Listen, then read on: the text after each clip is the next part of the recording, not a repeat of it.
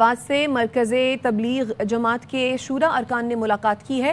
مریم نواز نے راولپنڈی اجتماع کے لیے تمام سہولتیں اور بہترین انتظامات فراہم کرنے کی ہدایت کی۔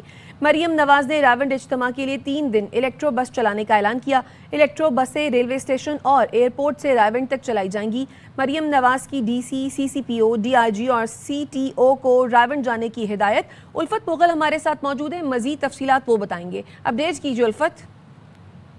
جی، وزیر اعلیٰ پنجاب مریم نواز شریف سے تبلیغی جماعت کے ایک اعلیٰ کے وفد نے ملاقات کی ہے، اور اس ملاقات میں وزیر اعلیٰ پنجاب کی جانب سے بھرپور تعاون کا یقین دلایا گیا، اور وزیر اعلیٰ پنجاب نے سی سی پی او کو ہدایت کی اور دیگر پولیس افسران کو ہدایت کی ہے کہ راولپنڈی اجتماع کے موقع پر تمام فول پروف انتظامات کیے جائیں اور بھرپور وہاں پر سیکیورٹی دی جائے، اور جتنے بھی وہاں پر آنے والے لوگ ہیں ان کے لیے بہتر سے بہتر انتظامات کیے جائیں۔